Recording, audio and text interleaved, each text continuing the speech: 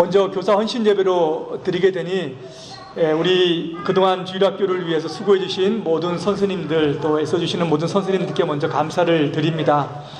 하나님께서 우리 모든 선생님들에게 지혜와 은혜를 주셔서 아이들을 잘 양육하고 또 잘 가르치기에 부족함이 없도록 또 우리가 다 함께 기도하며 또 축복합니다. 선생님들이 교회에서 가르치는 것은 성경입니다. 성경. 오늘은 성경에 관한 이야기를 조금 먼저 해보려고 해요. 여러분 혹시 한국에 복음이 어떻게 들어왔는지 그 내용을 혹시 여러분 잘 알고 계십니까? 우리는 독일에 살고 있지만 대한민국 땅에 복음이 어떻게 먼저 들어왔는가라고 하는 내용을 먼저 살펴보도록 할게요. 참으로 독특한 것은 선교사님들이 정식으로 한국에 들어오시기 전에 한국 땅에는 성경책이 먼저 들어왔습니다. 이거 말고요. 맨 처음에 1866년도에 토마스라고 하는 선교사님이 들어오셨는데요. 사실 토마스 선교사님은 한국 땅을 밟자마자 순교를 하셨어요. 영국에서 중국 땅에 선교를 하기 위해서 오신 분이었는데 중국 땅에 와서 조선, 그 당시 한국은 조선이라고 이렇게 불렀습니다. 조선이라고 하는 곳에 성경이 들어가지 못하고 복음을 듣지 못하는 소식을 듣고 한국 땅에 복음을 전해야겠다라고 하는 그런 열정을 품었어요. 그러다가 이제 미국에 있었던 상선인 제너럴 셔먼호라고 하는 배를 타고 들어왔는데 그 당시 조선이라고 하는 땅은 우리 한국은 서양 사람들하고는 절대 문물 교환이나 대화나 교육을 하지 않았어요. 자물쇠가 잠겨 있는 것처럼 꽁꽁 나라를 묶어놓고 다른 사람들이 들어오지 못하도록 했습니다. 제너럴 셔먼호가 그러면 안 되라고 해가지고 조선하고 교육을 하기 위해서 들어왔는데 저기에 통역원으로 이제 토마스 선교사님이 오셨어요. 오지 말라라고 하는 경고에도 불구하고 저 상선이 들어오자 평양에 있는 그 관리들과 사람들이 저 배에다가 불을 질러서 그 모든 배를 태우고 그 사람들을 죽이기 시작했습니다. 토마스 선교사님도 살기 위해서 이제 그 배에서 뛰어내려서 이제 그곳이 이제 평양인데 평양 땅에 밟자마자 거기 있는 모든 관리들이 그 사람이 누군지 모르기 때문에 죽이려고 했어요. 그런데 토마스 선교사님은 죽기 전에 손에 성경을 들고 자기를 죽이려고 하는 사람에게 성경을 건네주고 그 사람에게 죽음을 당하고 말았어요. 그 사람이 이제 뒤에 보면 누구냐면은 박충건이라고 하는 사람입니다. 이 사람이 나중에는 자기가 그 토마스 선교사님을 죽인 것을 알고 그분이 나에게 준 것이 성경책이었다라고 하는 것을 나중에 알게 돼요. 이분이 성경을 전하기 위해서 그 당시는 한문으로 된 성경을 많이 가지고 왔어요. 그리고 그것을 평양 땅에다가 그곳에다가 이제 많은 사람들이 그 종이를 그 성경을 가지고 갔는데 관리가 성경을 가지고 온 사람들은 전부 다 혼난다, 말하자면 법적으로 처벌한다. 그래가지고 사람들이 그것을 가지지 못하고 다 버렸습니다. 근데 박영식이라고 어떠한 사람이 그 성경책을 다 가지고 와서 자기 집에 문풍지로 발랐어요. 그 당시 종이는 너무 귀했기 때문에 문에도 바르고 벽에도 바르고 다 발랐단 말이에요. 근데 그 집을 누가 샀냐면은 나중에 최치량이라고 하는 사람이 그 집을 사가지고 뭘 하냐면은 여간을 했어요. 여간을. 그러니까는 그 여간을 이제 와서 잠을 자고 나가는 사람들은 다 뭘 보게 됐어요? 성경을 읽은 거예요. 다 와가지고 성경을 읽은 거예요. 나중에 선교사님이 오셔가지고 보니까는 성경이 벽에 다 글자로 적혀져 있는 거예요.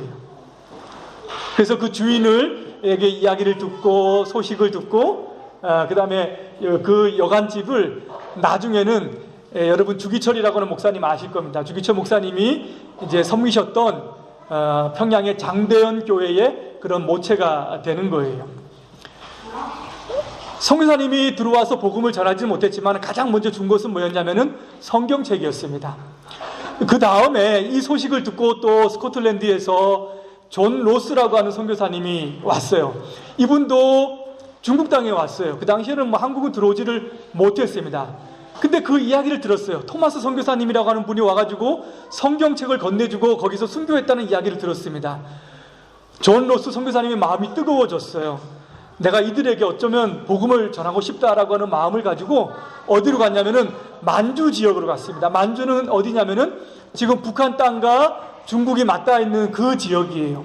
그 지역에 사람들이 서로 만나고 이제 통과하는 지역에 문이 있었는데 그 문을 고려문이라고 하는 문이 있었습니다.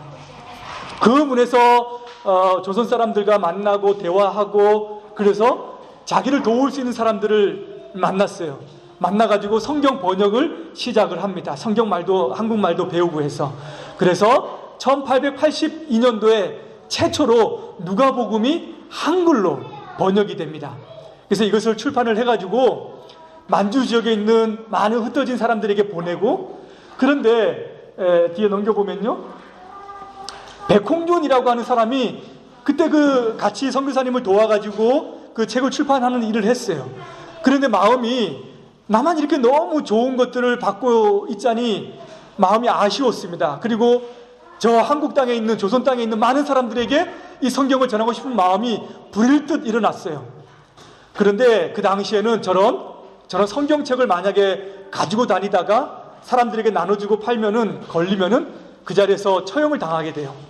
이 백형진이라고 하는 이분이 그럼에도 불구하고 내서인, 책을 파는 사람이 돼가지고 중간에다 성경책을 놓고 겉에다가는 헌책을 놓고 해가지고 이제 압록강을 건너가지고 한국 땅에 들어오게 돼요.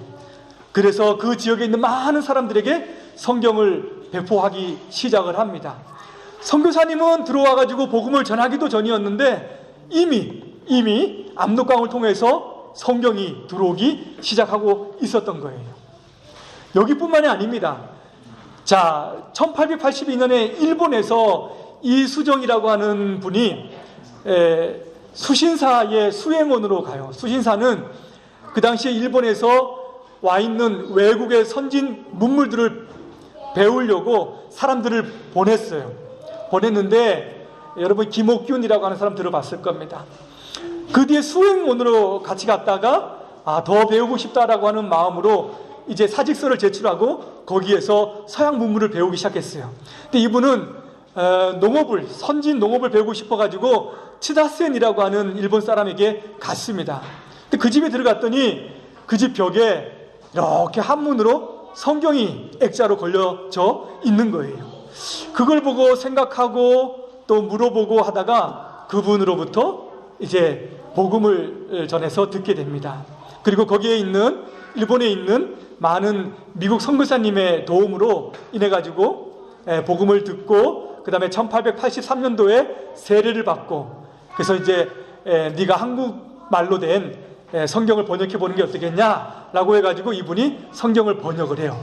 그래서 1885년도 2월 달에 마가복음을 최초로 이렇게 번역을 합니다. 근데 이분이 1883년도에 이 복음을 듣고 나니까 너무 좋은 거예요. 여기 일본 땅에는 이미 미국에 있는 선교사님들이 와가지고 복음을 전하는데 이 한국 땅에는 복음을 전하는 사람이 없어서 미국에 있는 선교본부에다가 편지를 씁니다. 우리는 아직도 너무 어둠 가운데 있는데 선교사님을 좀 보내주십시오 라고 하는 편지를 씁니다.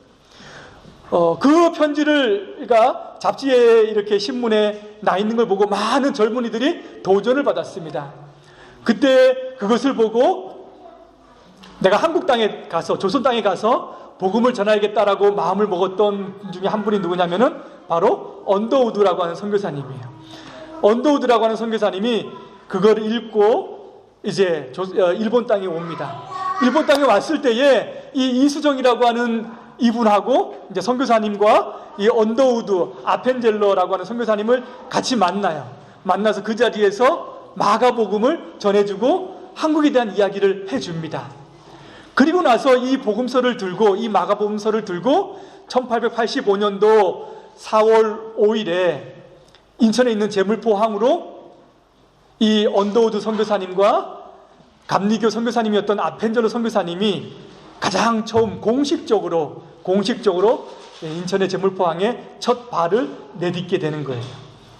너무 신기한 건 먼저 선교사님이 들어가서 사람들을 만나고 복음을 전하고 사람들이 복음을 들으면은 이제 그때부터 그 나라의 말로 성경을 번역하는 것이 사실은 지극히 평범하고 다 그렇게들 이제 선교를 하는데, 한국 땅은 달라요.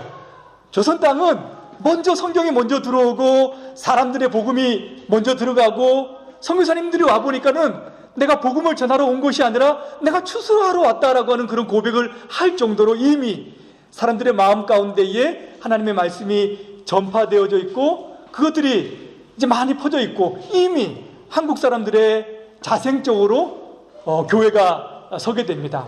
그래서 최초의 교회는, 한국 교회는 황해도에 있는 소래라고 하는 교회입니다. 소래교회.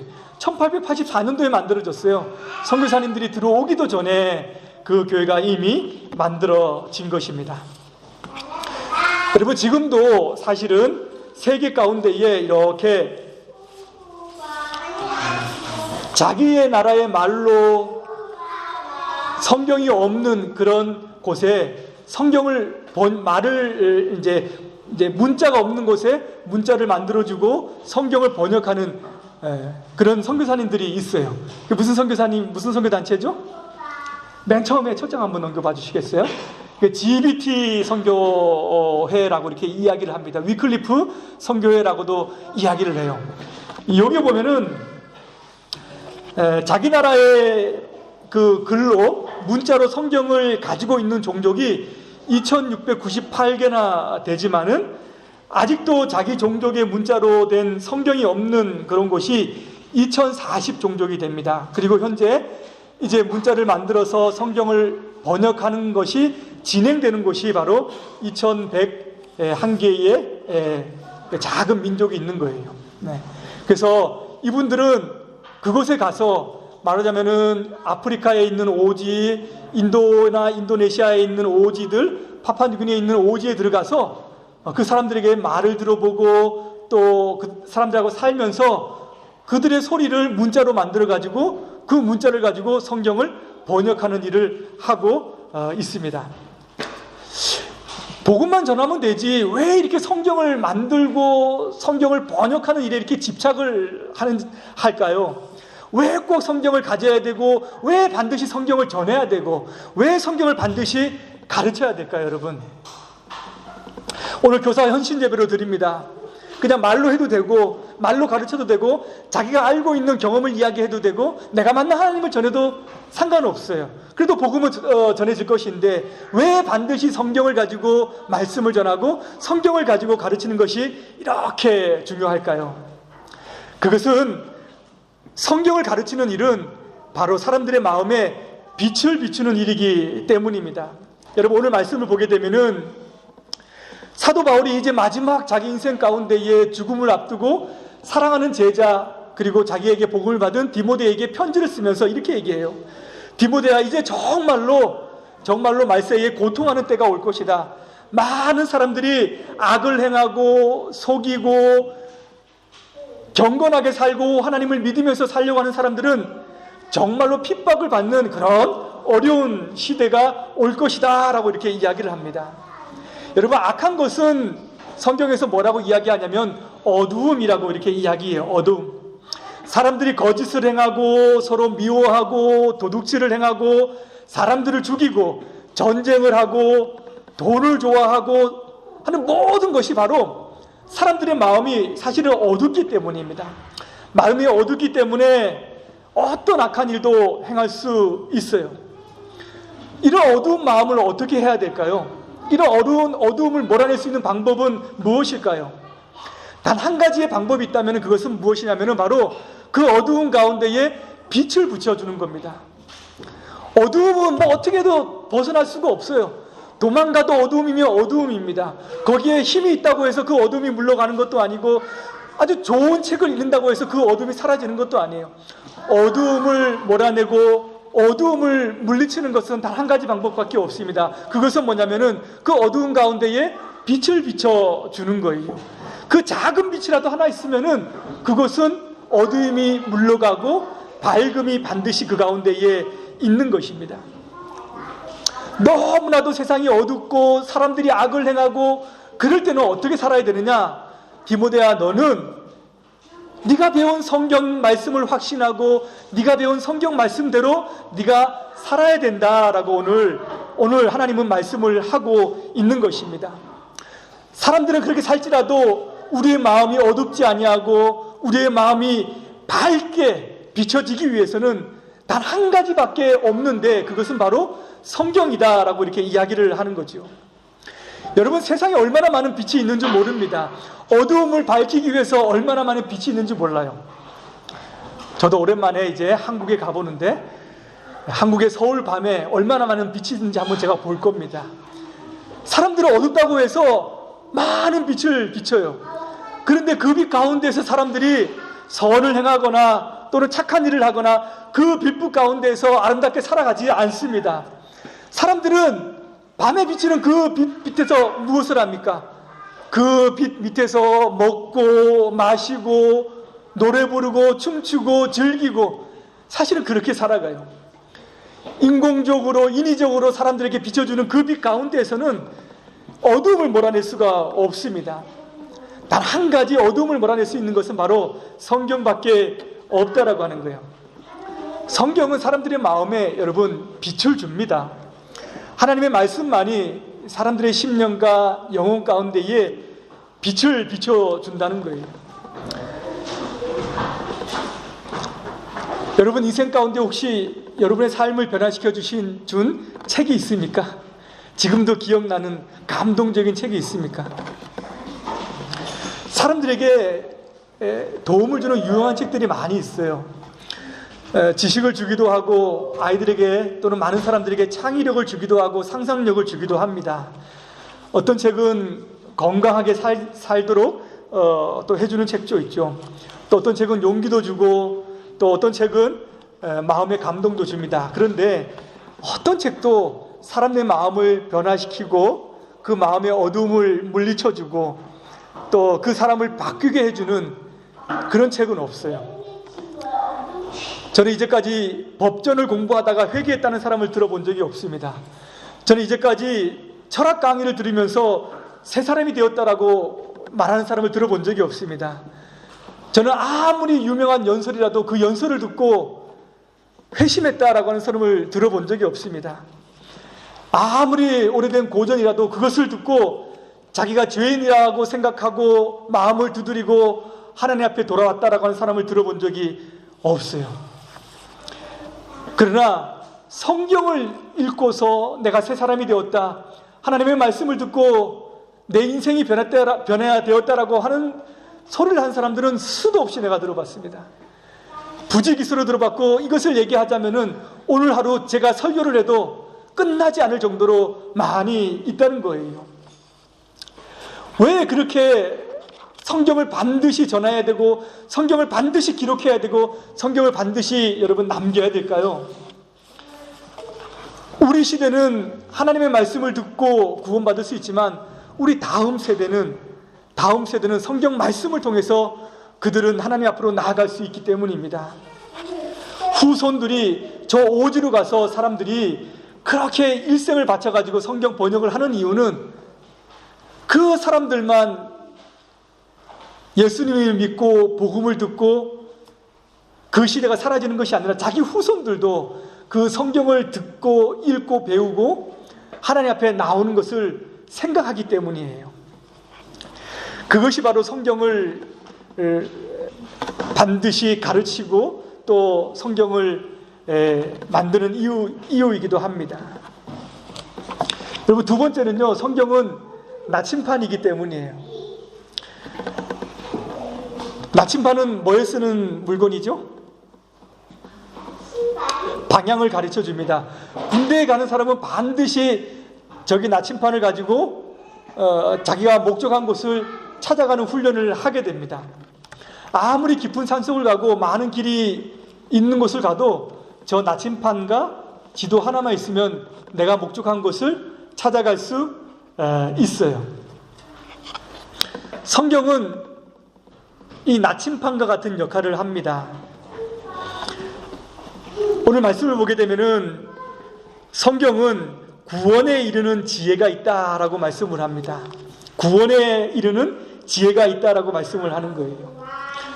이 성경만 있으면은 천국에 가는 길은 문제가 없습니다. 이 성경만 있으면은 하나님 앞으로 가는 데는 문제가 없다는 거예요. 이 성경은 하나님께서 만드셨기 때문에 하나님은 자기 자신이 거짓 되시지 아니하시고 진리이시고 또 생명이 되시는 분이기 때문에 이것을 통해서 모든 사람들을 자기에게 오기로 합니다. 성경을 통하지 않고서는 아무도 하나님 앞에 갈 사람이 없습니다. 하나님께서는 자기 자신에게 오게 하시는 가장 유일한 책으로 바로 성경을 우리들에게 주셨다는 거예요.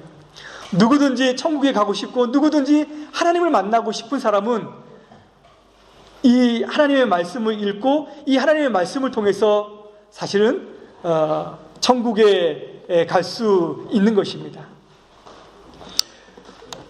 성경을 배우는 일은 너무 중요한 거예요.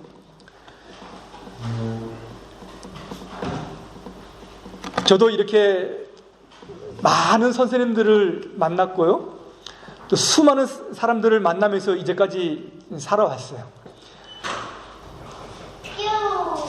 그런데 지금도 제 인생 가운데에서 이렇게 생각이 나고 뒤돌아봤을 때 나를 가르쳐주는 많은 사람들을 돌아봤을 때에 기억나는 딱 한 사람이 있어요.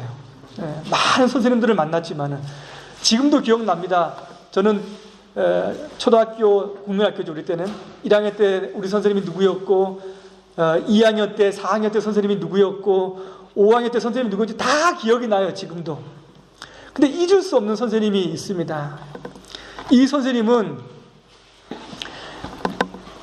이제 주일학교 선생님은 아니에요. 학교 선생님입니다. 네. 이 선생님은 영어 선생님이었는데 저는 그 선생님에게 영어를 어떻게 배웠는지 잘 기억이 안 나요. 그런데 그 선생님은 학교에 오셔가지고 학생들, 그 중에서 교회 다니는 학생들을 몇몇을 불렀어요. 몇몇을 불러가지고 선생님 이제 저희가 이제 고등학교 1학년 때부터 2학년, 3학년 때까지 졸업할 때까지 계속 우리를 일주일에 한 번, 2주일에 한 번 불러가지고 성경을 가르쳐주기 시작했어요.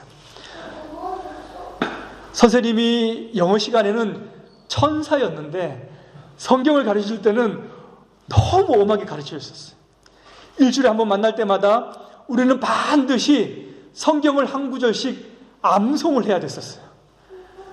지금도 제가 여기서 성경을 이야기하고 또 성경책을 보지 않고 암송하는 모든 구절은 사실은 그때 외운 겁니다. 선생님이 엄청 엄하게 가르치고 말씀하셨기 때문에 지금 그것이 제 머릿속에 기억이 남아요.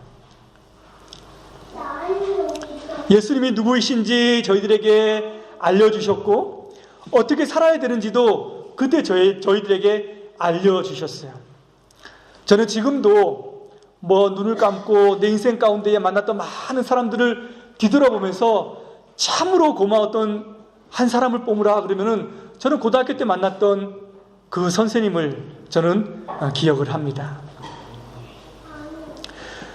아이들에게 말씀을 가르치고 성경을 가르치는 일은 너무 중요합니다. 이 세상에서 가장 위대한 일 하나를 뽑고 가장 가치 있는 일을 뽑으라 그런다면은 바로 성경을 가르치는 거예요. 성경을 가르치면은 아이들 마음의 어둠이 사실은 떠나갑니다. 아이들 마음에 성경을 가르치면은 저희들의 인생에 나침판이 생기고 인생의 방향이 생기는 거예요.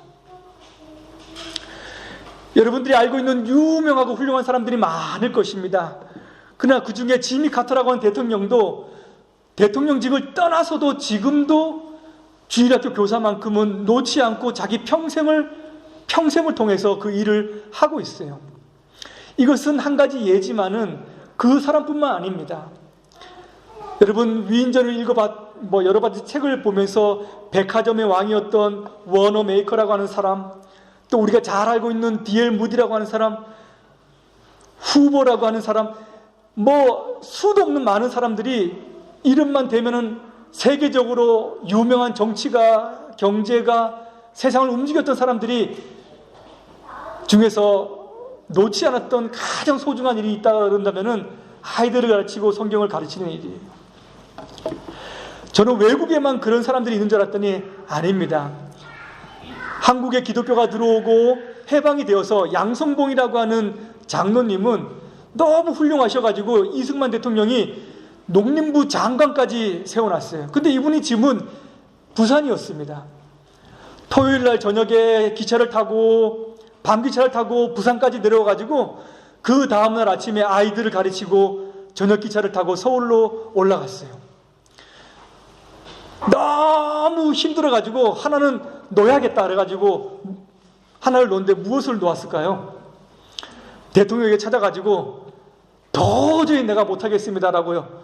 왜 이렇게 못해?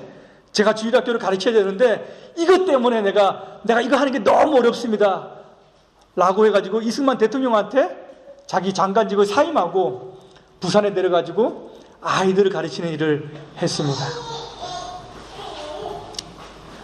우리 선생님들 너무 수고 많이 하시고 너무 애를 많이 쓰시고